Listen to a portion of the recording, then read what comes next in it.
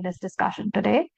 So today's topic is very important, extremely important in Pakistan's case, because the coal-fired power plants in Pakistan, the current reliance on especially coal in Pakistan is not only an environmental issue; it's becoming a kind of financial and social one as well. And to share a bit of backstory that how these power plants came into Pakistan was back in 2016. The Pakistani government was looking forward to diversify its energy mix and meet the growing energy shortfalls at that time. And coal power plants seemed to be the best suitable option at that time. But in the current context, with the evolving energy dynamics, the situation is that these power plants are becoming kind of stranded assets. And these stranded assets are creating a lot of financial burden. And how these financial burdens being created, this my colleague Dr. Khalid will be explaining.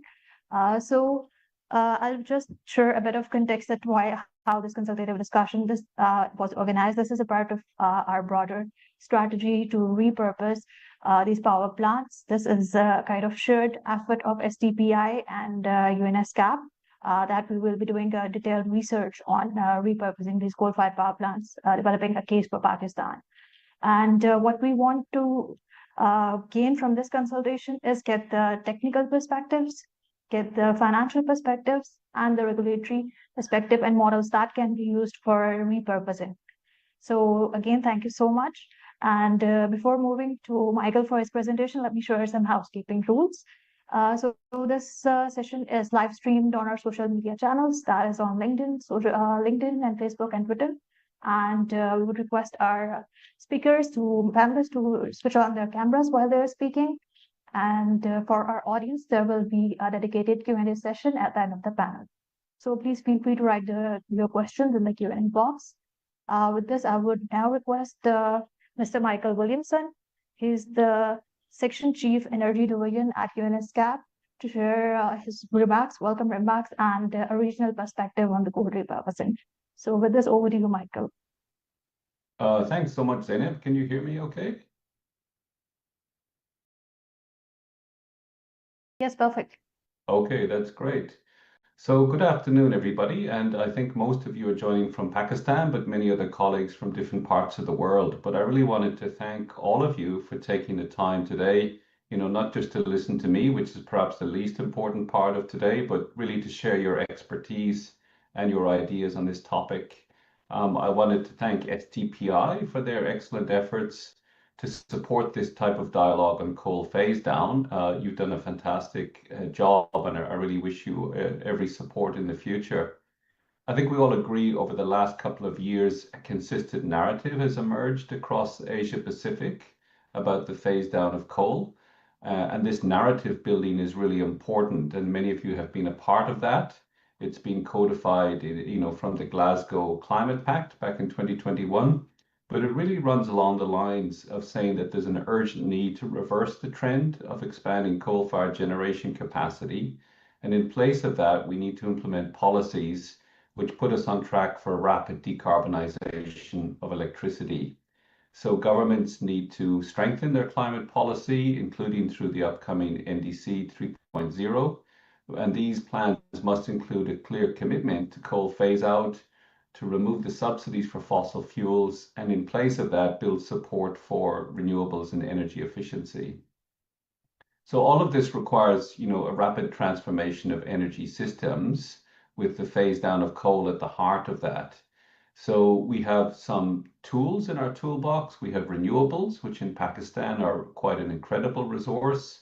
We only have to look at the recent expansion of rooftop PV in Pakistan to see what's impossible there.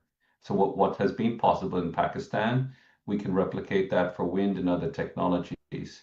But also in this toolbox, we have advanced energy efficiency, and we have cross-border power grid connectivity, two very other important elements. So we need to deploy these tools to avoid the worst impacts of climate change and keep warming within the 2 degrees Celsius pathway. So without phasing down coal, these efforts will be in vain. All of these efforts will be out of reach if we continue to expand coal at the rate it's going across the region. So it's a bit like we're on a train and we know that the tracks end at some point down the line, but we're still going at full speed. We've got to reduce that speed and eventually put the brakes on and stop the train completely. And we have limited time to achieve that. If we look at the latest data across the Asia Pacific region, coal in power generation is about 56% of the region's power generation. Whereas if we look at coal in the energy mix overall, it's about 42%. So we're a very coal dependent region. And as a global region, we're by far the largest user of coal because we have about 77% of the world's consumption of coal in 2024. So the reason for that, I think, is that coal has been cheap, it's been readily available, it's been technologically mature. So as countries have looked at underpinning their economic growth and meeting increasing energy needs, coal has been the fuel of choice. And on top of that, I think coal-related industries have been major sources of employment, and that introduces a particularly difficult and sensitive issue to manage as well. So United Nations has called urgently for an end to coal-fired power generation. Through the Secretary General has voiced that at many different forums. But as of 2023, we had 160 gigawatts of coal-fired capacity under construction in this region and 184 gigawatts in the planning pipeline, as you would call it. This has been located in countries such as China, India, Indonesia, Vietnam, and Bangladesh. And so the extent to which we as a region have lent on coal to meet power needs is reflected by the average age of coal-fired power stations. It hovers around 12 to 15 years in this region. And given the typical economic lifetime of a coal-fired power station is around 40 years, this is a little bit depressing, this number, because this infrastructure that we have will lock these high emissions into the energy system that needs urgent decarbonization. And I think that throws into stark reality how we need to think about repurposing as one of the solutions, given the young age of the fleet. And what Zainab mentioned for Pakistan, of course, might be even younger because it was really around 2015 that the expansion of coal happened, only 10 years ago. But despite all this pessimism, there are some early signs that the region and the world in general can change course. More countries in the Asia Pacific region are engaged in this dialogue on the phase down of coal. It's a more politically acceptable conversation. So we see political support growing, and also we see innovative solutions, because talk is one thing. We do need the solutions, the economic and the technological solution. We have seen a steady decline in the pipeline in terms of the number of coal-fired power plants under development, but this is tempered by the fact that if we look at what's still there on the pipeline, it is not within the limits of what we need for 2 degrees. It really overshoots our carbon budget substantially. So much more work needs to be done, not just on the cancellation front, but really on the early retirement front. So phase down of coal brings about complex challenges which governments have to manage. A long-term multi-sectoral approach is what we need to put the appropriate policies in place. And if we think about the process of phase down of coal, we could maybe characterize it as having 3 distinct challenges. I think the first of those is the economic challenge. How do we manage and develop the compensation mechanisms for the early retirement of existing plants? The second is perhaps the energy planning challenge. When we take coal out of the equation, how do we fill that gap? So we have cancelled or retired projects, either current or future planned projects. How do we replace that energy gap in terms of energy efficiency, renewables, cross-border power trade, gas or nuclear power? So we need to look at the energy planning aspect.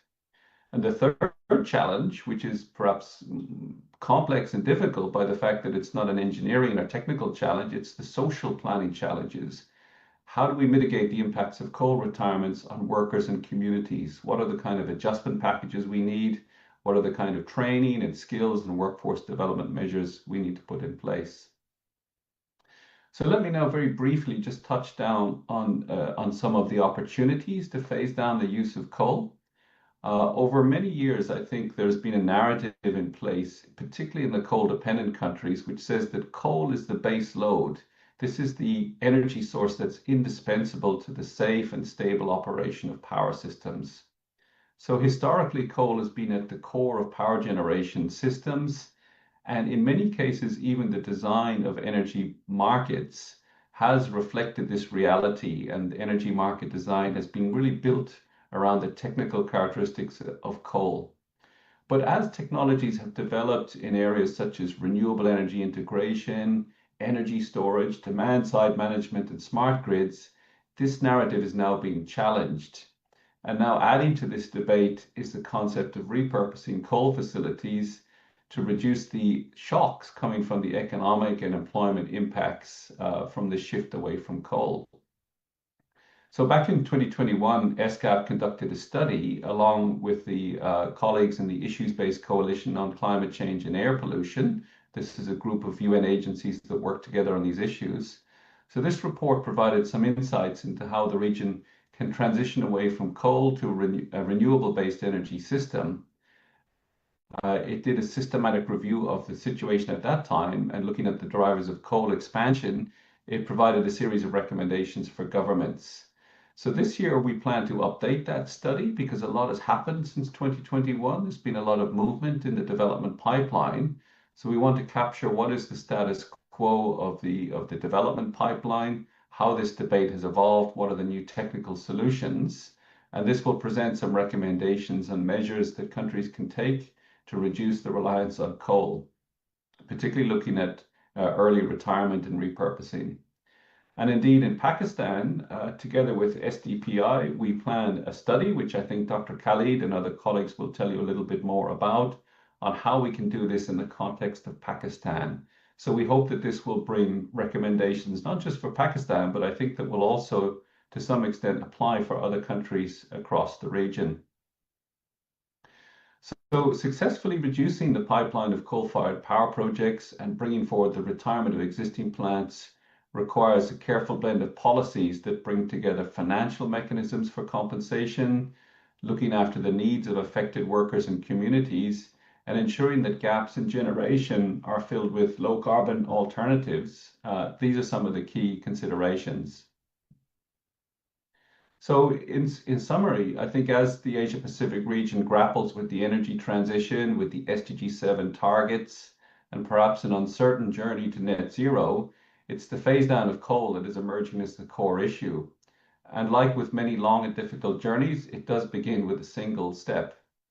What seemed impossible 20 years ago can now be a reality. For example, renewables outcompeting coal on price. This is now a reality. A country like the United Kingdom, not in this region, but one of the original coal-dependent countries, in 2024, it closed down its last coal-fired power plant. This didn't seem to be possible 10 years ago. Power systems that previously relied on coal for stability can now achieve this with renewables, storage, and digital technologies. We can readily imagine a future without coal and plan for its orderly phase down. So I really want to thank you very much for joining us in these efforts, and I pass the floor back to Zainab. Thank you. Thank you so much, Michael. You very briefly give a summary of the situation analysis of the Asia Pacific region, and what whole situation is and how we should take it and what's the way forward for this.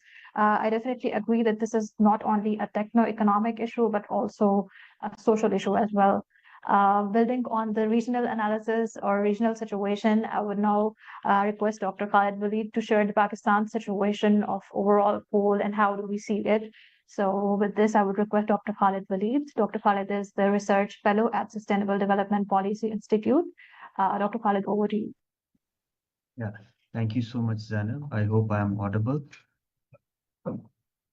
Okay. Yes, Thank sir. you, Michael, for setting the right scene in terms of what is happening in the region and how early retirement is sort of becoming an economic issue and social issue, particularly in terms of developing countries. What I'm going to do is these brief slides, they will sort of share the Pakistan's perspective, what is currently going on in energy sector in Pakistan, and how we can leverage different instruments that Michael very aptly alluded to Repurposing of the coal-fired power plants in Pakistan, what we are doing is we are looking for a win-win situation, both for the financiers and government of Pakistan and the consumers of electricity in Pakistan in particular, because in Pakistan the electricity prices, they have increased by like 200% in last 3 to 4 years. This which is causing national grid's demand to decline. Uh, so, okay, just to set a little context in Pakistan, Pakistan right now is facing this 3E crisis. I always say economy, energy, environment, uh, in one equation. If you see on economic ground, Pakistan is facing financial turmoil. Right now, the things are getting better, but still we are under IMF's program, and not just one IMF program. We are in two IMF programs. First is the Extended Fund Facility, which focuses on macroeconomic stability. Second is Resilience and Sustainability Facility, that focuses on macro critical aspects of climate change, because Pakistan is the first the most vulnerable country to climate catastrophes. If you see latest German Watch report, back in 2022 there were huge floods in Pakistan. Around 30 million people were affected. Around 30 billion USDs were lost. And in this year we are facing the floods due to the climate change. But the problem is that because of these interrelated crises, the share of unsustainable energy is increasing in Pakistan right now. So we need to sort of manage that as well. In terms of coal power plants, the coal plant, they play a very strategic and severe sort of role in Pakistan's economy. Back in 2007, 2008, when the energy excess crisis started to build up, as rightly highlighted by Zainab, that Pakistan built electricity capacity with the help of China under China-Pakistan Economic Corridor, and we built so much electricity capacity without linking it with our economy, our disintegration of with Pakistan's economy. We didn't thought through that how this excess capacity would be used, but still we solved that crisis. But now we are at another crisis, that is affordability crisis. So we need to take care of that as well. Under China-Pakistan Economic Corridor, we installed around 7.2 gigawatts worth of coal-fired power plants based on imported coal, as well as the indigenous thermal coal as well, with the investment debt-based financing that is around 9.637 billion USDs from China. But due to distributed solar uptake in Pakistan, electricity price increase, and misalignment with industrial growth, the utilization rate of these imported coal power plants, they are declining. And when the utilization rate of these power plants decline, they cause multiple socio-economic challenges in the economy of Pakistan. This is the short summary of what is happening in the landscape of coal power plants in Pakistan. These are the total coal power plants, and two power plants in the pipeline. One is Jamshoro coal power plant, and other is Gwadar coal plant. But these assets, particularly the imported coal plants, the Sahiwal coal plant, Port Qasim coal plant, and China hub plant, their utilization rates have been gradually declining time, and now they have becoming financially stranded assets in Pakistan. Seeing that risk, Sinosure, which provides guarantees to Chinese financiers to invest in offshore projects, they have increased the Sinosure fee for Gwadar coal power plant, which is in the pipeline. Back in 2018, that fee was 2.1 million USDs, and in 2024, it increased to 32.56 million USDs, which means that Chinese financiers and the Sinosure, they are seeing more risk in terms of finances in Pakistan. Going forward, let me just, okay. There is a planning conundrum in Pakistan because we have multifaceted crisis. When we plan to solve one crisis, the solution to that crisis leads to another crisis. Like I mentioned earlier, that back in 2007, 2008 till 2015, there was energy accessibility crisis, and we built so much electricity capacity on long-term power purchasing agreements that that the solution to accessibility crisis sort of lead us to affordability crisis, in which we have multi-fold increase in tariff. We need to give subsidies to the protected consumers, and then there are fixed capacity payments as well. And maybe to solve this affordability crisis, that solution might lead us to another crisis like 5 to 6 years if we do not plan in like integrated way. For example, if we are planning to repurpose these imported coal plants to local or indigenous coal, that might have some sustainability related concerns, given that the carbon border adjustment mechanism from European Union is also coming up. This is the broader picture of Pakistan's electricity generation. You can see that around 12% of total electricity generated comes from imported coal, around 16% come from local coal. But you see this graph, you can see that the imported coal power plants, their utilization rate are energy generators is declining after fiscal year 2022, and now we have to pay more in terms of capacity charges than in terms of energy charges. So this is a problem in Pakistan.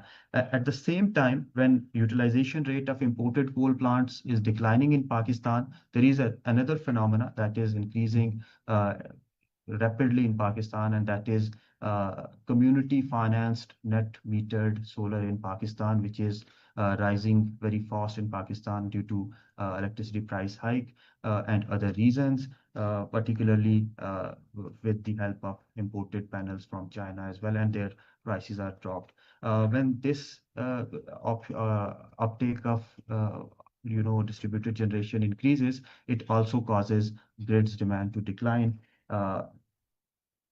If you see the capacity charges of these power plants, these capacity charges are indexed with different macroeconomic indicators, US CPI, exchange rate, national CPI, TIBOR and LIBOR. When these economic indicators, they sort of deteriorate because we have an economic crisis as well. Back in 2019, the per unit capacity charge of one of the imported coal plant was 3.26 rupee per unit. But due to deterioration in these macroeconomic indicators, it has increased like 3 to 4 folds to 10.34 rupee per unit. This is the main reason of increase in electricity tariff in Pakistan. And this is the chart showing the total capacity charges fuel-wise power plants. You can see nuclear is at the top, hydel, and then imported coal, and then local coal. We are giving like 428 billion rupee per year in terms of capacity charges for these imported coal power plants.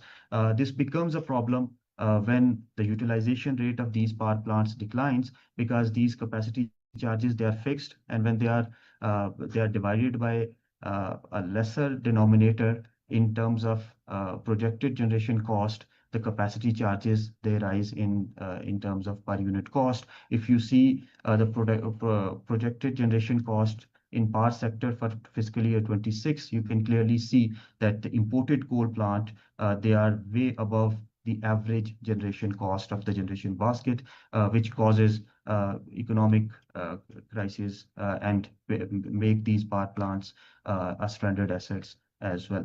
And if you see it in context with different regional countries, you can clearly see that the energy tariff in Pakistan is very high. So if Pakistan wants to have industrial growth, the way forward is industrial growth. We need to have integrated planning. IGSAP, the generation capacity expansion plan, that should be focused on integrated planning, maybe in terms of early retirement initiative that should be made part of the IGSAP as well. Why I am saying this? Because CBAM is coming from European side, carbon border adjustment mechanism, and Pakistan's largest export is textile. And if CBAM is also applicable to textile when it is extended to other sectors by 2030, I think the utilization rate would further decline. So what are different options? Maybe we can have some financial and technological repurposing of these power plants, early retirement of these power plants. Early retirement sometimes act as a negative connotation, maybe golden handshake for these power plants in terms of just energy transition partnerships. That might not work because of USA's withdrawal from this initiative. For ETM, Asian Development Bank's energy transition mechanism, as Michael and Zainab rightly highlighted, that Pakistan's power plants, they are relatively younger. That might not be economically feasible. Maybe coal to clean credit initiative that is recently approved by Vera. That could be one option that Pakistan can do. But I think early retirement, as mentioned by Michael, it should be backed with some repurposing so that we can have a win-win situation for both the financial Pakistani government and Pakistani side as well. In terms of repurposing, what we can do is there is one option that might be discussed with Chinese counterpart with the government, that they might be looking for the reprofiling of the loans given to these Chinese, given by the Chinese financier. That might not be economically suitable for the longer period of time. Repurposing to local coal, that might not be technological suitable for Pakistan. Repurposing to variable renewable energy, that could work. But the most economical case for Pakistan is maybe we can convert these underutilized power plants, repurpose them to some sort of a grid level storage in Pakistan. We have one report done by STPI. You can scan the QR code as well. It is using coal to clean credit initiative for the early retirement. Or preliminary finding, they indicate that if we use this mechanism and early retire one of the coal plant in Pakistan, it can generate around 60.9 million USD worth of carbon credits annually, and over its lifespan, around 1.22 billion USD over 20 years can be generated. So maybe if we seek these sort of innovative financial instruments, we can get some, a win-win situation for all the stakeholders involved. And this will again decrease the electricity tariff in Pakistan, which will cause in turn industrial growth to rise in Pakistan as well. So what can be a repurposing of these coal power plant look like? If you see these graphs, these are the Chinese financiers that are involved in coal power plant investments in Pakistan, particularly Agricultural Bank of China, as well, China Construction Bank Corporation, China Bank of Communication, and others. So, I mean, billions of dollars have been invested. So we need to find some sort of a win-win situation. For that, we need to have financial repurposing of these power plants, Sinosure and different financial regulators, particularly the central bank's role would be very important. Regulatory repurposing, that would be imperative because in the power purchasing agreements, there is no clause of early retirement for these power plants. So maybe we need to come up with some sort of innovative regulatory instrument as well. And then, as Michael highlighted, that we need to look into the socio-economic context of it as well in terms of just transition. And then maybe a multilateral support would be very important, keeping the China's multilateralism approach in mind. Maybe combining these two instruments, coal to clean credit initiative backed with Asian Development Bank's ETM, that could work for Pakistan. And then linking it with China's upcoming China's panda bond market, that could be a good starting point for Pakistan. And then maybe Pakistan would require some support in terms of revenue model assessment and asset optimization. So we can done this accounting-based asset management as well. So we can use it for financial analysis. I think expert can guide it better on this. And lastly, repurposing to a grid level storage facility. Maybe Sahiwal coal power plant can be an ideal candidate to be repurposed into a grid level storage facility, because Pakistan is facing rapid uptake in terms of distributed generation solar. Because of that, the grid and the transmission system, they're facing some problems. So if there is a grid level storage facility that can solve Pakistan's problem as well.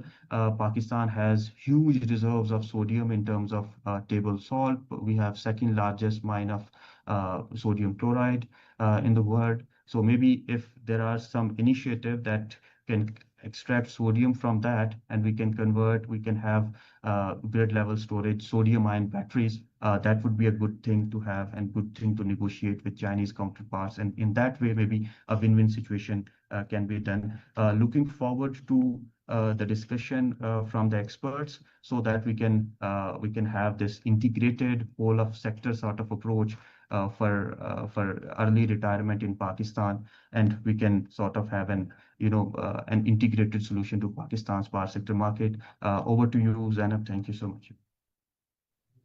Thank you so much, Dr. Khalid, for such a detailed presentation. I think your presentation has set the right stage for our panel discussion to begin with. And without further ado, I would now request our panel chair, Mr. Shahjahan Mirza. Mr. Shahjahan Mirza is the Managing Director of Private Power and Infrastructure Board, Ministry of Energy, Government of Pakistan. So, Shahjahan Sahab, I would like to know from you that from a policy perspective, what do you see the biggest challenges are and opportunities in transitioning these coal assets, and how the government of Pakistan is planning the overall energy transition strategies for these coal power plants to not become stranded assets? So with this, over to you, Shahjahan sir. Thank you very much. Can you hear me? Yeah. Yes, Thank you very much. First of all, congratulations to STPI and UNESCAPE for organizing this webinar. This is, as we have heard, Michael and Dr. Khalid. So this is one of the most critical issues and the topics probably in terms of and climate change, which Pakistan and many other countries are facing. So coming back to the challenges, I think some of them have already been covered. But again, the challenge we have in Pakistan specifically that our coal plant fleet is very young. So they started producing just few years back. So there is equity investment also. There are still loan outstanding on these power plants.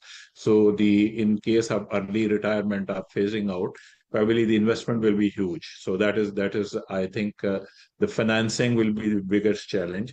Then there will be, as we have heard already, there will be socioeconomic challenge because the workers working there, they need to be redeployed. We need to look into the replacement. So what will be the energy resource if we retire these power plant? And one typical issue, I think, which Pakistan has, we have heard, Michael, that Europe and particularly the UK have actually closed down its last coal power plant. And still the conception that the coal power plants are essential for the grid stability as a baseload plant. I think to a certain extent, this is true for Pakistan even today, because our grid system is not digitized. We have an old infrastructure of the grid, and we even don't have the online on-off system. We are basically deploying the SCADA now.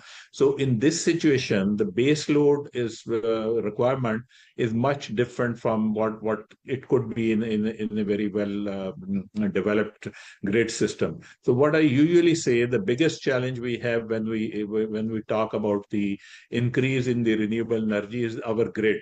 So probably in some assessments, we probably need less investment in the renewable energy development, and we need more investment into the grid infrastructure improvement if we want to go more and more on the renewable energy. So I think that is not a unique challenge, but that is one of the big challenge Pakistan has when we say that we will move from coal to the renewable energy.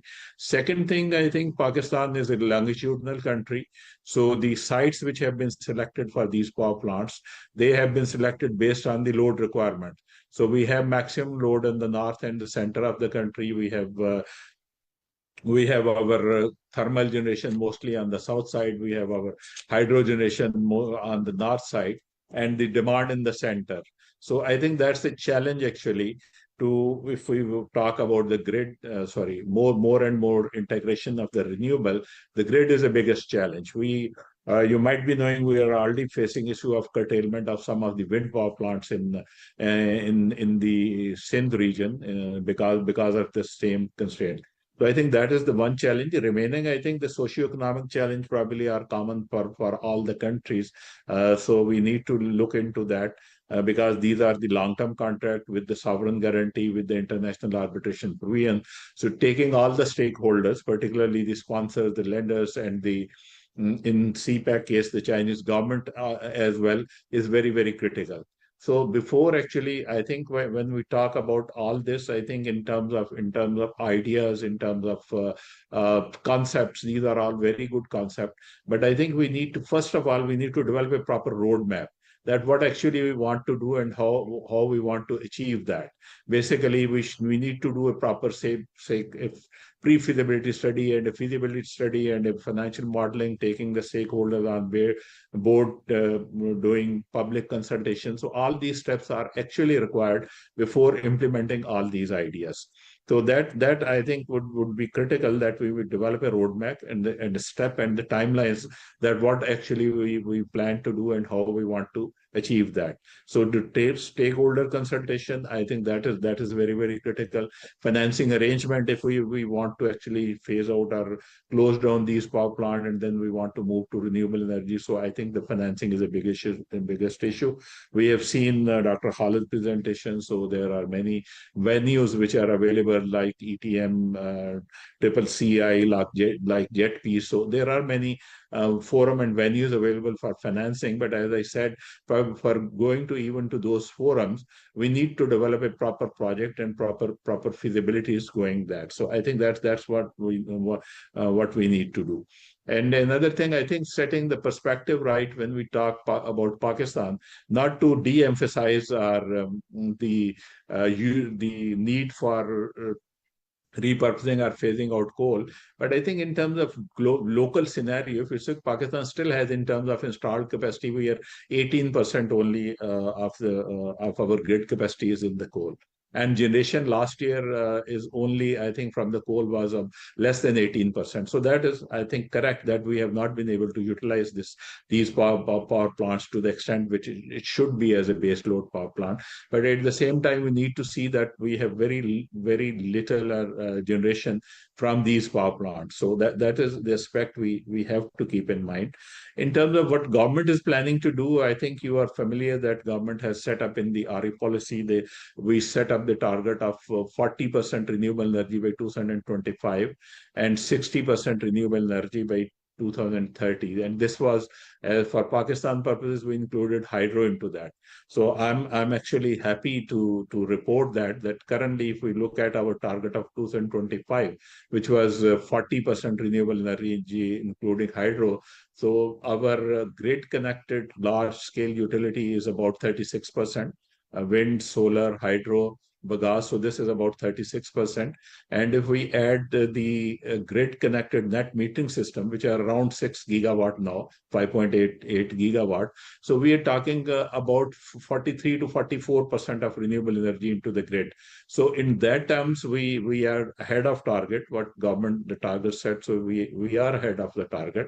And just to give you the government perspective, although we have been talking at various forum, Ministry of Climate Change, other forum, we have been talking that phasing out and phasing down of the coal power plants.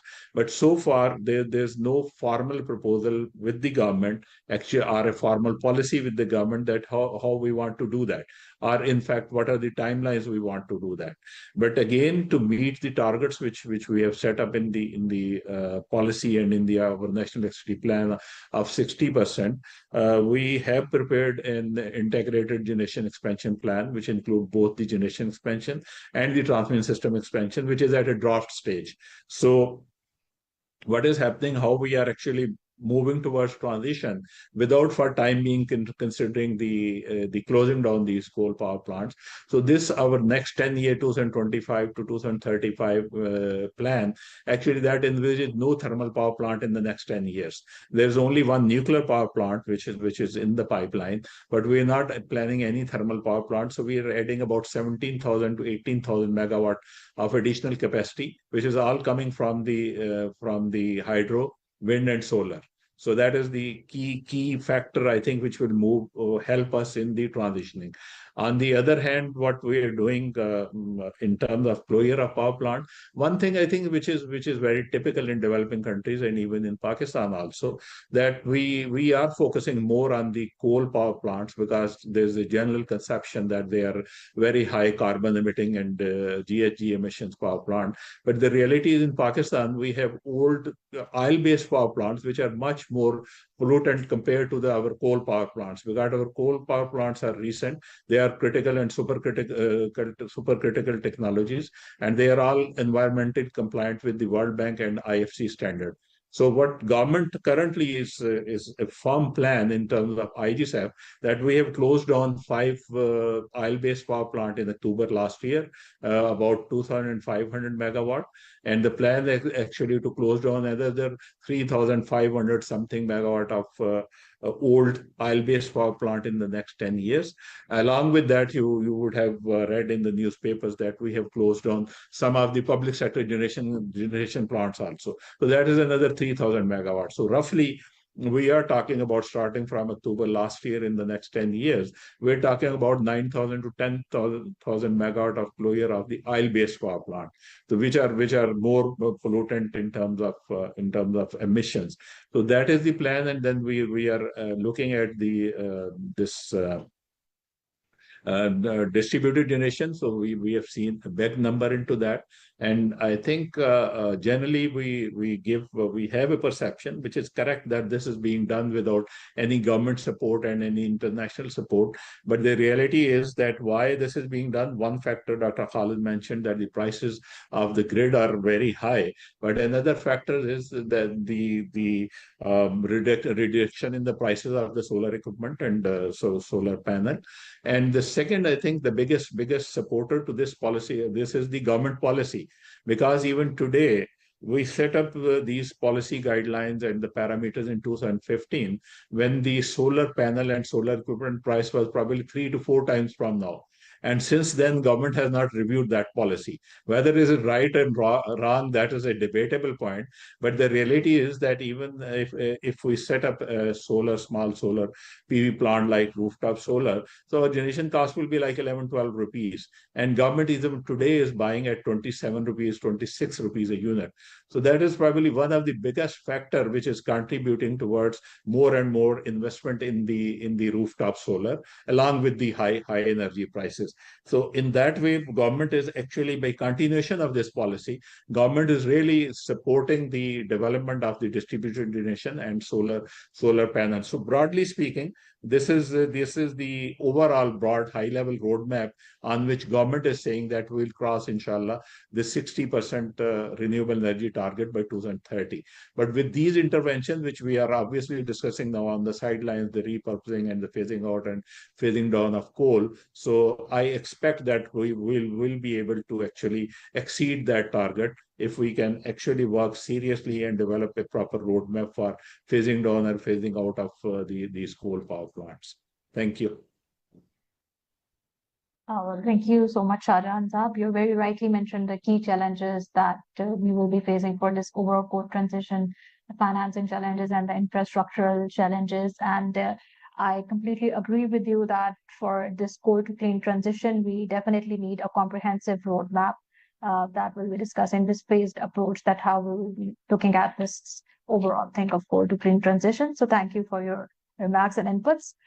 With this, I will be now moving towards our next panelist for today. That is Mr. David Lone. David is the manager for carbon-free electricity at Rocky Mountain Institute. Thank you, David, for joining. So from you, I would like to know, David, that what are the innovative models that Pakistan can follow for repurpose these coal-fired power plants, and how can Pakistan leverage the global best practices to ensure that its coal transition also delivers the co-benefits, the benefits that we discussed, that it should be socially just. So what are your inputs on this? With this, over to you. Yeah, thank you, Zainab, and thank you, first of all, to SDPI and UNESCAP for the invitation to this event. It's a pleasure to be here discussing this very important topic and building on the already great work conducted by many actors in Pakistan's ecosystem to date. So yes, happy to start with maybe a few insights from our global work on coal repurposing. I'm cognizant that my fellow panelists will perhaps touch on some of the policy and finance considerations, so maybe I can focus for the most part on some of the technical considerations. So to start, maybe I can categorize how RMI thinks about coal repurposing opportunities, so what the paths are, which is primarily through three models. The first is post-retirement reuse, where a plant is essentially shut down and the site is reused for clean energy. So this could be as simple as utility scale solar or wind alongside battery storage built on existing sites and taking advantage of existing land, substations, and grid connections. The second is operational repurposing, where a plant is kept online but modified to provide more flexible services to the grid. So this could include turning a plant into a synchronous condenser or repurposing it to run less frequently with, for example, standalone storage built on site. And then the third is fuel or technology conversion. So retrofitting to lower carbon fuels, or perhaps even converting a site to industrial uses like green hydrogen, for example. Now, obviously, all of these models come with trade-offs, but I think what's perhaps exciting in Pakistan's context is that there's a variety of options. As has already been laid out, Pakistan's coal plants are obviously young, they're large, they're grid connected and under long-term PPAs, which of course presents many challenges, as has been noted. But I think it also means that if repurposing can be unlocked, there could be pretty immense economic and system benefits that could be delivered. So maybe the question is how to assess what those benefits are and what the right path is to go down. And here I can draw on some of our experience from RMI's global work. One of the big lessons from our experience over the last few years is, I suppose, the power of upfront technical analyses. A lot of coal transition projects, frankly, stall out relatively early in the project development lifecycle. And our hypothesis is that thorough, robust upfront analyses can help, at least to a reasonable degree, align governmental and asset level stakeholders on key project questions. So what's technically feasible at a given site? What are some of the grid infrastructure considerations? What are the costs? Who might be able to finance it? So on and so forth. Having these answers early, we think, can help ensure momentum, but it can also contextualize opportunities. So, for example, in some of our work that we've been a part of, we've seen that coal plant repurposing with solar and storage on site, for example, is the most cost-effective option, but that has significant land requirements and requires significant modernization of grid infrastructure. Meanwhile, other repurposing technologies, such as thermal energy storage, could provide needed grid services or reliability services. This scenario doesn't provide megawatt hours, which may be a challenge for solving electricity demand growth, but in some cases, like for example, Sahiwal, as Dr. Khalid and Mr. Mirza have already noted, perhaps this could be an appropriate pathway for plants like Sahiwal to tackle the grid needs as opposed to clean generation goals. But all that to say, I think there's a variety of options. It's important to contextualize those options and important to align stakeholders early on a path. So maybe the most important first step, which again, Mr. Mir's already noted, is to have a bit of a screening process in place to shortlist repurposing pathways for specific assets. It sounds like a lot of this work is already being done by SDPI and many others working in Pakistan's ecosystem. Maybe the key next step, at least in my mind, would be deeper quantitative modeling on the most promising options on an asset-by-asset basis, with an eye towards informing policy and regulatory expectations through that work. So there's a whole kind of separate and important piece here on finance and policy, but for now I'd say that showing the rigor and structure behind asset-specific opportunities through these technical assessments can then match plants to the finance and policy considerations as a next step. So that's in response to your first question, Zainab. On the second question on the co-benefits piece, I suppose, as we've seen kind of around the world, coal transitions can be a catalyst for broader social and economic opportunity. But if it isn't done carefully, then it can deepen inequality, even unintentionally. And I think exactly that point, how intentional the transition design is and how early its planning starts, is the key. So from our work in countries such as South Africa, Indonesia, and maybe the Philippines, we've seen that just transition co-benefits don't emerge by accident, right? They require pretty targeted planning and coordination across government, utilities, finance, and communities. So to give some examples, in South Africa, their Just Energy Transition Investment Plan is working very hard to link early coal retirement with real investments in local training centers, infrastructure upgrades, community businesses. In Indonesia, their JETP is working to map coal workforce skill sets against regional clean energy investment opportunities. So to take this approach and what this could mean for Pakistan as an example, this could mean building regional transition plans that are tied to specific coal hubs, like the Tar coal mine, for example.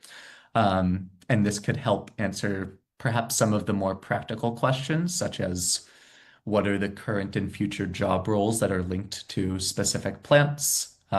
What are the alternative sectors or technologies that could absorb that workforce, and what public or concessional capital could help fund those sectors? But probably most importantly, how do you give workers and communities a seat at the table for these discussions from day one of planning? So I think at the same time, it's pretty hard to standardize across geographies. So maybe what I can end with is a few best practices from what we've seen globally that Pakistan could then tailor to its own transition journey. I think the first is embedding just transition and co-benefits analyses directly into national planning. So as Mr. Mirza indicated earlier, the indicative generation capacity expansion plan or national climate strategies that are developed, making sure that coal transition isn't just about megawatts, it's about livelihoods and local resilience. The second would be tying financial tools to social outcomes. So as and when Pakistan considers tools such as transition credits or other forms of results-based finance, designing those deals with an explicit eye towards funding job training, social protection, and so on. And then the third is tracking and reporting on co-benefits. So the more clearly that Pakistan can show jobs created, emissions avoided, and so on, perhaps the easier it is to attract international funding and then also establish community buy-in. And then in closing, I think it's pretty fundamentally important that I say that these co-benefit considerations should be locally led. If and when the international community, such as RMI, can support on these considerations, we're delighted to do so. But ultimately, the transition away from coal is about investing in people, in place-based development, and the local ecosystem in Pakistan should ultimately be charting the course on those topics. Thank you so much, David. A lot of wonderful insights coming from and things that we will definitely be looking forward when we're doing deep research or board the quantitative modeling and the technical analysis for the repurposing options. You very rightly mentioned that for financial repurposing, first we need to do the technical analysis of what are the technical suitability for these power plants is. So thank you so much for this. And with this, I'll move towards our next panelist. That is Mr. George Moles Van der Kag. I hope I'm pronouncing your name right. He's the Associate Director at Coal Asset Transition Carbon Trust. So, Mr. George, with your experience in the coal asset transition, what strategies have proven effective in managing the stranded assets while ensuring a component of the just transition? And what are the most critical regulatory and policy changes that are needed in a country like Pakistan to facilitate a smooth transition from coal to clean transition? So, with this, over to you. Thank you, Zainab. Very well pronounced. I can't fault you there. And thank you to SDPI and UNESCAP for the invitation to be here. It's also great to see some familiar faces and hear some of the ambition and leadership from Mr. Mirza and the government of Pakistan. Again, for a country, as we know, contributes so little to kind of global carbon levels, but receives some of the worst impacts of climate change. It's great to see that kind of level of ambition and leadership. Really rich question there. I'm going to try and break it down a little bit, maybe starting with the just transition and picking up on some of the bits that David was talking about. I think ensuring a just transition is really difficult. I don't think any country has done this perfectly, but as David was kind of saying, it does need to start from top-down planning and leadership. Do you have the right frameworks? Do you have the right governance in place? And this could come in the form of kind of national just transition frameworks that outline who's responsible for just transition planning, which jobs and communities are most at risk, what funding and training mechanisms are available, how success will be monitored and how that's reported, and how you manage compliance. Those are all really important. I think Pakistan's National Adaptation Plan provides some of this, but again, how that's implemented and monitored and how you manage compliance will be really important. Other options could be kind of setting up interagency task force, kind of steering committees, where you have kind of energy leaders, labor, finance, CSOs, trade unions, who come together and ensure that decisions aren't made in silos. And that engagement kind of goes beyond government and starts to go to kind of, as David was saying, kind of the regional level and thinking about local community level impacts, because again, that's what's important to understand.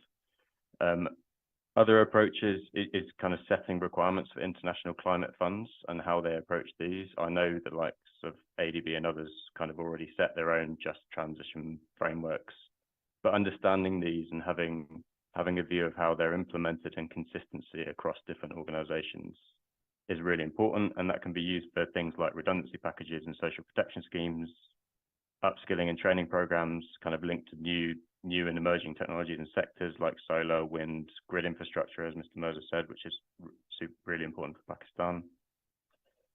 The economic diversification and the strategies that sit behind those for kind of coal-dependent regions. Again, we've mentioned the Tar region in particular is also really important.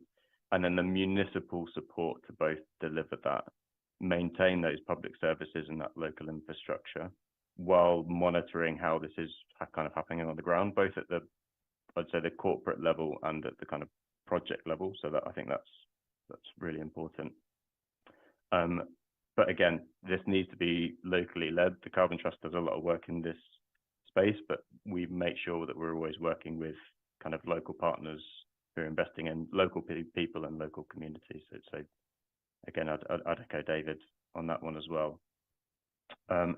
In terms of the second part of your question, what are the most critical regulatory policy changes needed in the country to kind of ensure a smooth transition? Again, there's not a one-size-fits-all approach for any country, I would say, but the outcome should be the same. We should be looking for dispatching kind of clean, lowest cost electricity generation first, using new technologies to do that, and helping to maintain kind of system reliability and stability while we're phasing out coal. And again, ensuring that this is done with consideration of the impacts at the local level.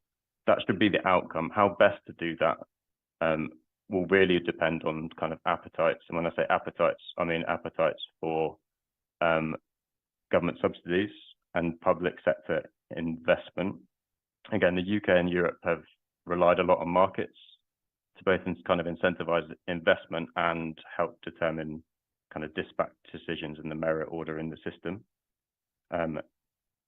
So that's been driven by private sector investment, but again, these are heavily regulated sectors, and they need to be. But again, giving the transparency, particularly the transparency on pricing and therefore revenue and risk for investors is critical, because if you don't have that, you're not going to interact the right investment into the right sectors. But again, it will depend on kind of national and local appetites for levels of government intervention on this, and balancing how much the private sector can drive this investment with how much the public sector can, and the final impact on kind of electricity bills for consumers.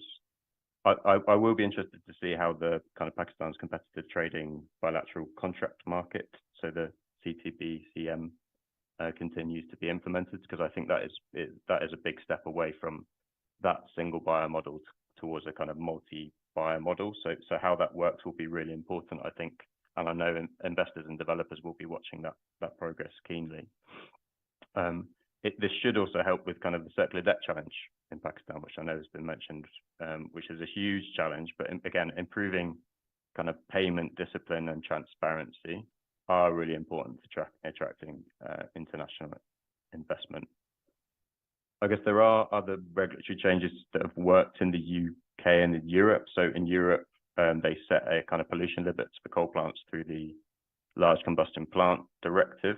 So this was massively important for public health in Europe, but it also helped to push a number of coal plants to close early. So it was either they fitted kind of expensive scrubbers and new equipment to meet public health guidelines, or they had to close.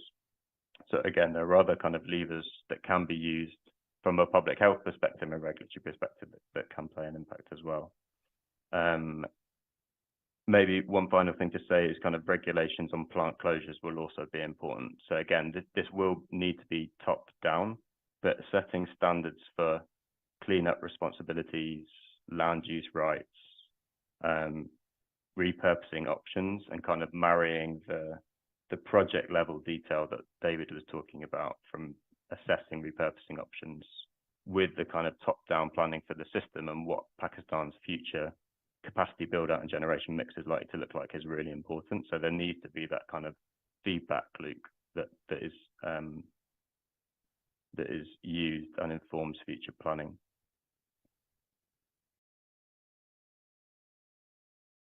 I'll stop there. Thank you, George. You've rightly mentioned that when we are doing the planning work, the community workers are definitely, the community leaders should definitely be involved in this, and this transition will be market-led.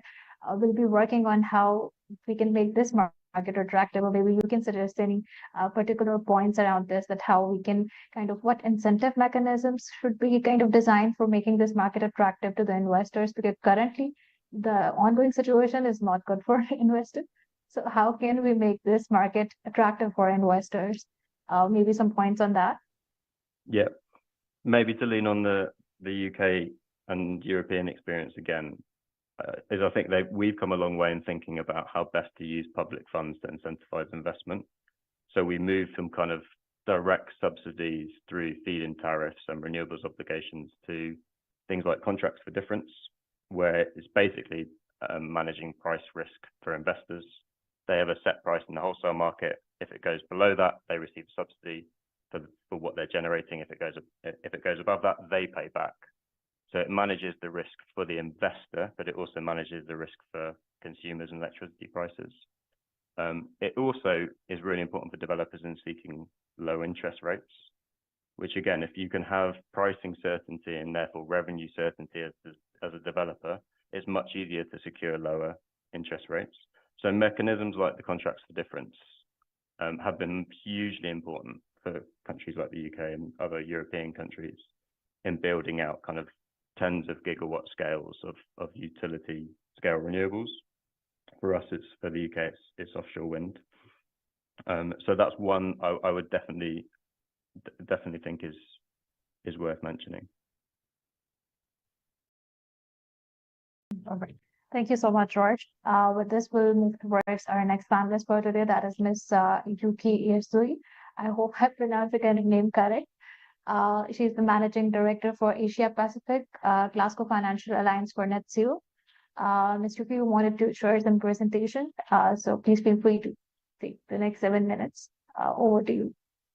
Yeah, thank you so much. Yeah, no, it's just that I just wanted to show just a few slides, so it's not like a full presentation per se, but just first of all, yeah, thank you very much for the invite, and I just want to first of all introduce GFANZ, the Glasgow Financial Alliance for Net Zero, for those that might not be familiar with us. I think I've got a lot of very interesting insights from on the Pakistan situation. So thank you very much for the panelists from Pakistan for elaborating on that. So GFANZ is a group, a private sector independent led group of financial institutions that are interested and willing to support the real economy's transition to net zero. And we've been working on this question about supporting coal-fired power plants transition. Initially, historically, a lot of, or even currently, a lot of the policies around the coal transition for financial institutions is to divest, so not to take on any new projects, and to and to gradually retire their current commitments, and once it's retired, they're not going to be renewing. So divestment it is still the dominant trend, but we also recognize the importance of financial institutions in proactively supporting the transition of coal power plants. And this is where we needed to really assess what does good look like, well, what does credibility look like for financial institutions when they are thinking of proactively supporting a coal power plant to transition. So in that was our starting point, and that's the work that we did in 2022, 2023, and put out a report at the end of 2023, which you can see here on this slide. So this was where we were looking at the credibility and the impactfulness of a coal transition, and how financial institutions should think about this issue. And we realized that it's not just about the government's level commitments and policies, but also the commitment of the coal plant owners and the characteristic of the coal power plant itself as well. And so this is just a backdrop to explain that there are quite a lot of financial institutions today that are committed to supporting the decarbonization of the real economy, and are willing to work with coal power plant owners and governments in the coal to clean transition space. So there are a lot of international financiers, investors in Asia and globally that are interested. So then the question is, I think a lot of the speakers have already covered a lot of what is on this slide already, but just to explain where GFANZ itself comes in, we play a small role in trying to support the identification of plant level coal to clean opportunities. So what does it make, like how do we identify financial viable opportunities for coal plant owners and for the investors and the financiers?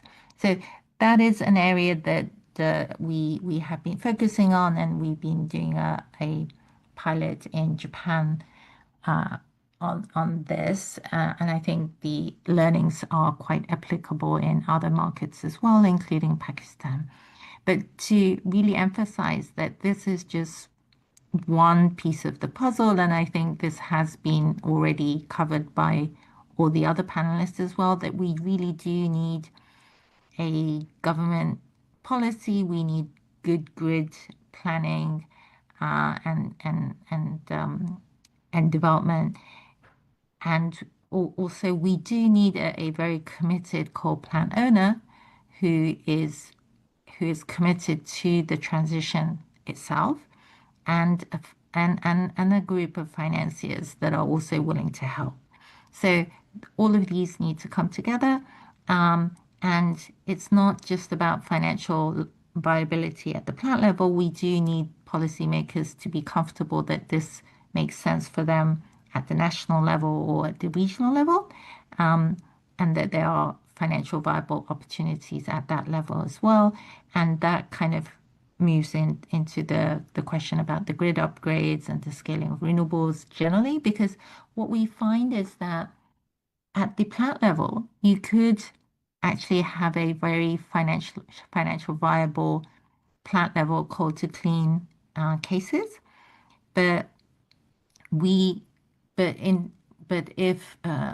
if the policymakers and the grid operators want to ensure the grid's own stability and affordability, then we actually need to see a coal to clean opportunity within a broader environment where there is a scaling of renewables and grid upgrades to support it. Because as you probably know, one-to-one replacement in terms of capacity replacement of a coal power plant is not going to be enough.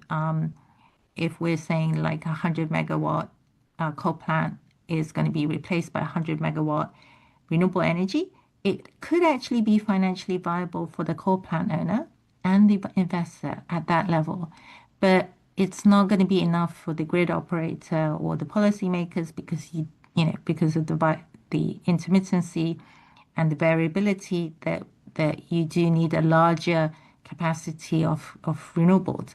So it's quite interesting that for the coal plant owners, they might actually be quite satisfied with the one-to-one, and so policymakers might need to ensure that either that the coal plant owner is incentivized to do more, and or that there are lots of other players that are coming in the region supporting the scaling of the renewables generally, and the grid is able to support that as well. And then lastly, about the just transition, I think that has been mentioned a lot of times, and coal plant owners will probably be concerned about the employees' job transition, but we do need to make sure that this is a satisfactory outcome for the local community and for the national economy and the regional economy as well. So this is just to like summarize maybe what a lot of other people have already spoken about, just to say that there are a lot of different pieces. So I see it as looking at this from a more like we need a top-down assessment, but we also need a bottom-up assessment as well, and that these two need to come together. So I would say that, for example, when the area of GFAN's focus is on the plant level coal to clean opportunities, that could be, in a way, the long list of possible, opportunities, and maybe there could be a shorter list that comes out after that long list to say that out of all this plant level opportunities, which one does it make sense at the grid level? Which power plant is not a critical one for base load power and can afford to be retired? And so you could come up with a kind of a short list that takes into account a top-down macro assessment to find the sweet spot.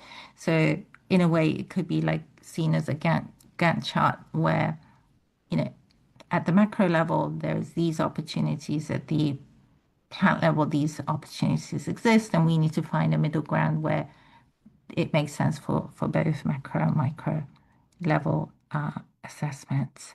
So that was, I think the things that I wanted to say. Let me just And the last thing is on the black and white as well. So when we did our financial viability assessment at the plant level, we looked at different scenarios. So we compared the baseline scenario with two other scenarios. So one was the best alternative on a coal to clean transition, but also we looked at other scenarios as well. And I think there was a discussion earlier about how coal still plays a baseload and a grid stability role in Pakistan. And I think I agree that some coal power plants might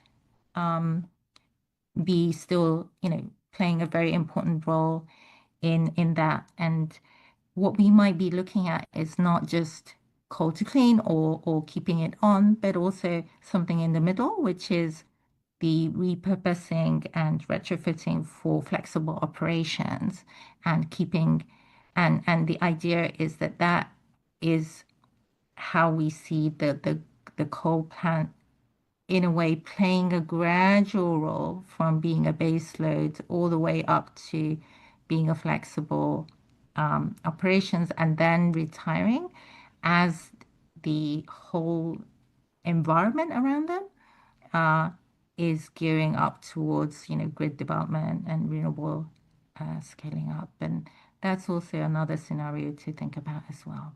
Yeah, that's it from my side. Thank you. Well, thank you so much, Ms. Yuki.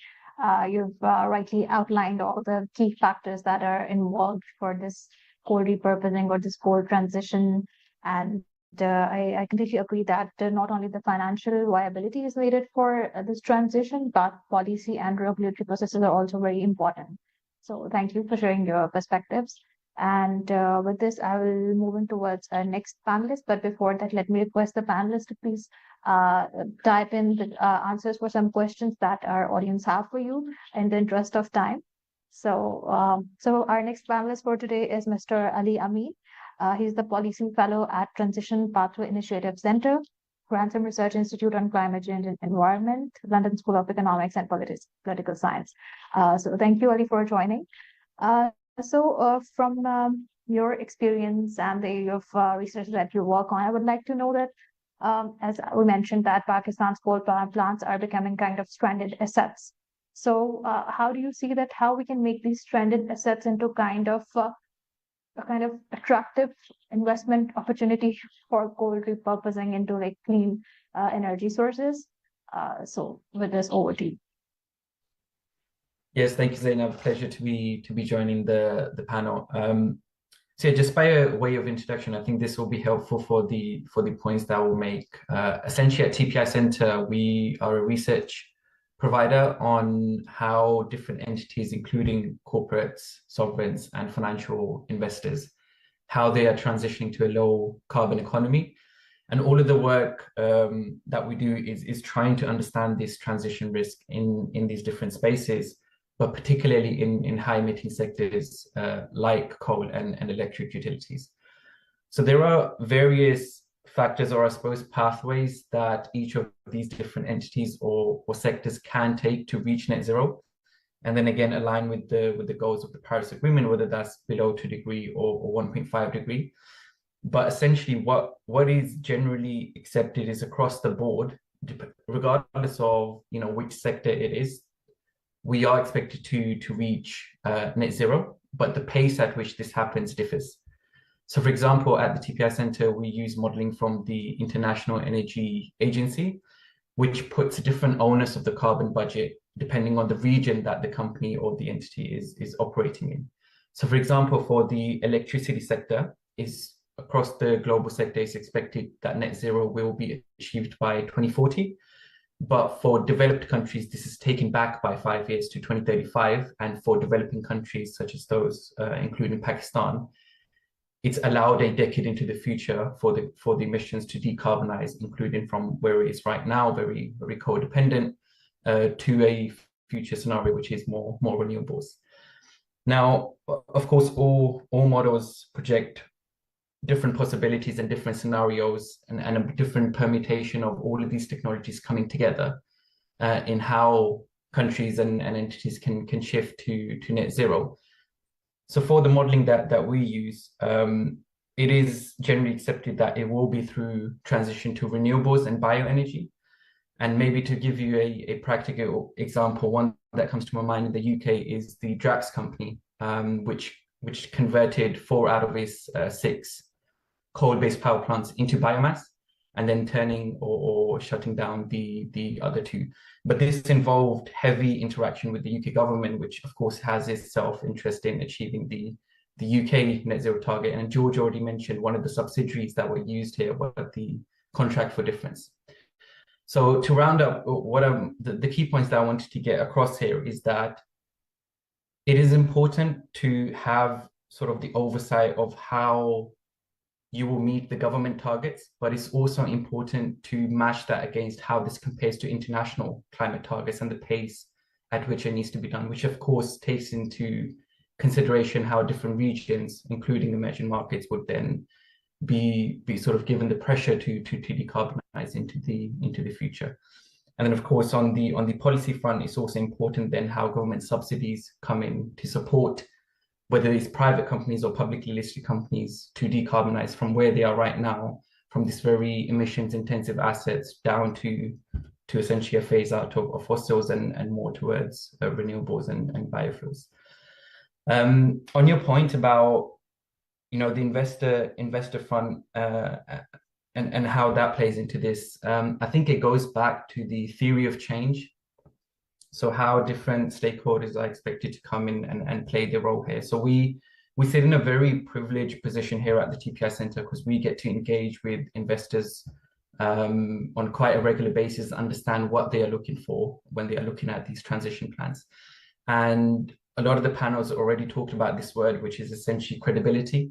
So how likely it is that an entity would reduce its emissions and meet its future targets, including net zero. So across the board, as I mentioned, we assess corporates, sovereigns, and financial institutions. Now, underneath this, we have a key list of indicators or metrics that we assess each of these against to understand what the credibility piece could look like. And one of the core aspects that is sort of interoperable or unanimous between the 3 core areas is capital expenditure. So how is the entity going to transition away or transition its capital expenditure away from carbon emission assets and into assets which are more in line with its future targets and net zero ambitions?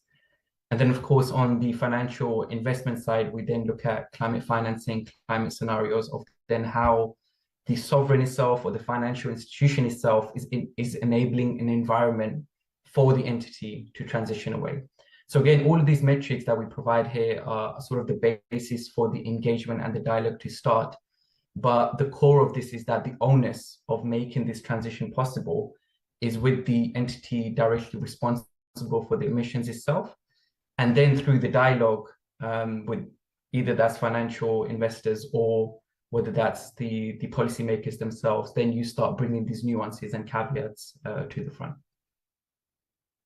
So yeah, I will stop there, but happy to take any more questions. Thank you. This is kind of giving an investor's perspective that how we should make these power plants attractive for them. Thank you for your insights. And with this, I would now request our panel chair, Mr. Shahjahan Saab, if you have any comments on the overall discussion, and then we'll be moving towards concluding the panel discussion. Thank you, Zainab. I think overall this was a very useful discussion organized by STPI and UNSCAP. I think we have covered almost all dimensions and all steps which need to be done before actually moving toward this transition. And again, what was said, I think that's very critical, that you have to design the roadmap and the policy and the model for each country. One size does not fit all. But again, but having this, I think this is a very good step that we have started thinking about it. As I said earlier, that on the government plan, so far there's nothing formal that we want to phase out or phase down the coal. But on the sidelines, as we're talking to the Ministry of Climate Change, we're talking to STPI, we're talking to even some of the Chinese counterparts, actually, on an informal level, that this is what we are thinking. So we are actually leveling the ground and preparing for to moving towards making a proper strategy, proper policy, and proper plan. And these type of discussion obviously add a lot of value to the government participants and to the other institutions who support the government in terms of think tanks, in terms of developing strategies. So this is a very useful discussion, and I think we should take it as a starting point, actually. So where we can get the ideas, the RMI is already working with us, and then the other front, we are trying to develop some basic model and do some basic modeling, making a pilot project, one of these imported coal-based power plant, which is at initial stage. But again, this is a good start. So I stop here. I don't think I need to actually add anything. That the panelists have already said a lot and added a lot of valuable and important points in this regard. Thank you. Well, thank you so much, Shahjahan Sahab. Now comes the tough part of concluding the session. Now I would request Michael to conclude the session, and after this, I would request Abed to share his insights on overall discussion. So over to you, Michael. Yeah, thanks a lot, Zainab. It is a difficult task because it's been a very rich discussion and a lot of topics covered. I'll try to be very brief. I think the first thing I wanted to say is that things are moving in Pakistan, and sometimes when you sit in a particular country and take part in these national debates, you can really get focused on the things that aren't working so well. But if you take a few steps back, you see that things are moving quite well. And I particularly compare this to a policy discussion we had back in 2020 with STPI on the same topic, and reflect on how well the debate has progressed since that time, how the thinking has evolved. I think it's really quite positive. And Mr. Mirza pointed out that, the next 10-year plan has got no coal-fired power plants in it, a heavy reliance on renewables, and indeed a lot has happened in renewables in the last 5 years. All of those are really good things. The second thing I wanted to say is that what the discussions have shown is that this is a very complex challenge, and it's multi-sectoral. You need a lot of different types of expertise to be leveraged to get the type of roadmaps and solutions that we have discussed. So I think it's great that STPI already through this discussion has assembled such a great coalition of experts, and I hope we can rely on those experts into the future to really help craft some of these roadmaps and plans that we've discussed, so that we can put a compelling case in front of the government of Pakistan. And while we talk a lot about international examples, as is always the case, we need to contextualize it for the local conditions. This is a really important step. The last point I wanted to raise, it was one of the comments that came through, I think, is about, we talk a lot about financing the generation plant on the system, but what about financing the things like the grid upgrades and the storage? This is a really important aspect, because what we're talking about, if we pull coal out of the equation, we're replacing it with a lot of clean energy plants. They might be in different locations. They might be in Balochistan, which is a place with wonderful resources, but not much of the grid. So we do need to think about that bigger picture of investing in the grid and energy storage infrastructure that will need to realize all of this new renewable capacity. So perhaps I'll stop there in the interest of time and pass back to you, Zainab, but thank you very much. Thank you very much, Michael. Now I would request Engineer Abedur Rahman Zia, Head Energy Unit at STPI, to share the closing remarks. Over to you, Abed.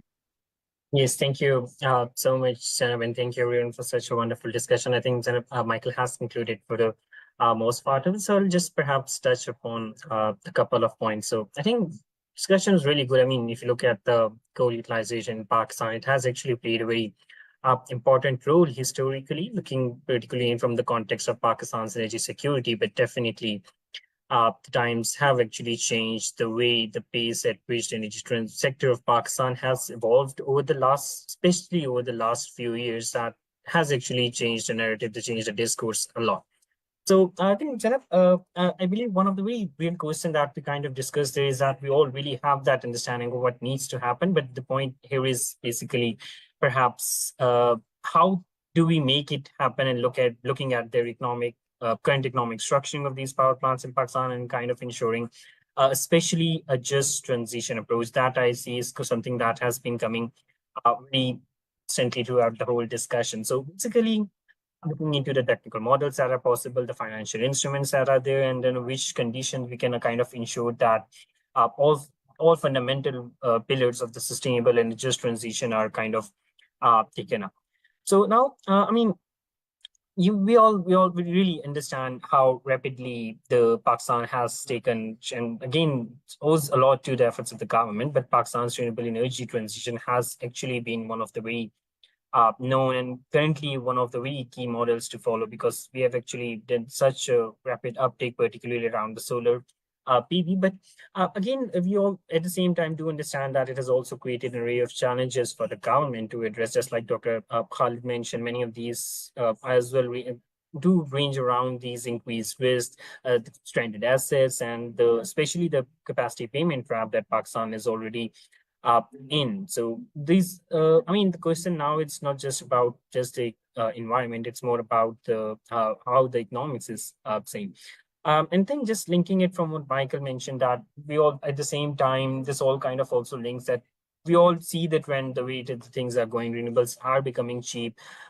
Financing for the coal is almost non-existent, and really need to understand how to go along with it, because it does have some challenges as well. The execution, when we talk about these repurposing, it can encounter some of the resistance for several reasons, such as the cost point. I think Shah Jahan Saab was very right when he highlighted that the finance is something that is very central to all of this transition. But at the same time, impact on the existing workforce, that is something that has been coming constantly, and hence the communities, how the points that we discussed around the upskilling and reskilling of the workforce, that is something that is really important. Also, one of the points that David also kind of touched upon was around the system flexibility considerations. And one point which we did touch upon that was really important coming from Charges side was when he mentioned the grid challenges in Pakistan, and how do we actually need to investments in that sector on the very priority as well. So perhaps something that you're also working on is around the transition finance principles as well. So how that, because again, you eventually have to bring the load back to the national grid. So, and that does require a lot of investments going into that sector. So how we can actually make that happen as well. So that is something that is really important as well. Lastly, again, touching upon the points, I believe some of the policy reforms have also been, just like Michael mentioned, that the efforts needs to be reflected in the climate policies of Pakistan as well. We are about to see the next NDCs coming up. Definitely the PPIB team is there, they're kind of heading the mitigation section as well.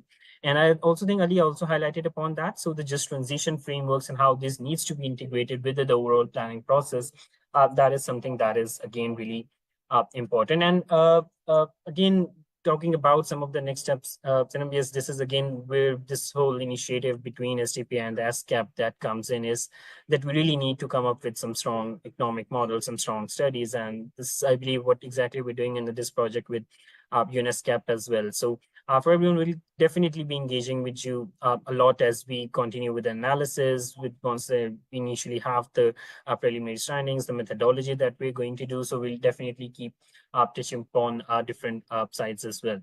And I think, yes, I believe Dr. Khalid has set a very right scene when we talk about how the economics of these coal repurposing in Pakistan is kind of proving, and what's the business case there. And thank you. Just touching upon David, thank you for highlighting those three different models that we can actually come up with. And perhaps this also needs to be considered when you talk about these trade-offs, and what exactly from the technology perspective would make the most sense as well. And just so perhaps end up coming back to you with the one last point that I believe from this discussion, one thing that is really coming up is a just transition approach. You really need to look into the communities working there. You have to come up with some green skills, upskilling and reskilling programs as well. So yeah, again, just like it isn't really easy to kind of conclude all of this discussion, but yeah, some quick reflections from our end as well. So with this, I believe over to you, Zen. Thank you. Thank you so much, Robert. So we're already over time, so I won't take more time, and I would now request Dr. Khalid Walid to share a formal vote of thanks to our panelists and the participants. So over to you, Dr. Khalid. Thank you so much, Zainab. Well, on behalf of SDPI, UNSCAP, I extend sincere gratitude to all the panelists, particularly Shahjahan Mirza Saab, who have been always so kind, Mr. David Lone, Mr. George, Ali Amin Saab, who has joined all the way from London School of Economics, and Faisal Sharif Saab as well for being part of the discussion, who is also representing PPIB, and all the panelists for sharing their valuable insights, and special appreciation to Zainab as well for the excellent engaging moderation, and last but not the least, sincere gratitude to UNSCAP, particularly Michael, for his support. We look forward to building on today's discussion, particularly from all the aspects in terms of integrated decarbonization plan for Pakistan's power sector, particularly keeping in mind these outcomes that have been shared by the panelists. We can share this with policymakers and working together for a just, economically viable energy transition, which focuses on communities as well. And finally, thank you to all the participants that have joined online and engaging with us today. Thank you so much. Looking forward to for future collaborations as well. Thank you. Back to you, Zainab. And I think bye-bye. Thank you so Thank much, you. everybody. It was You're an engaging discussion. Thank you. Bye-bye. Thank you.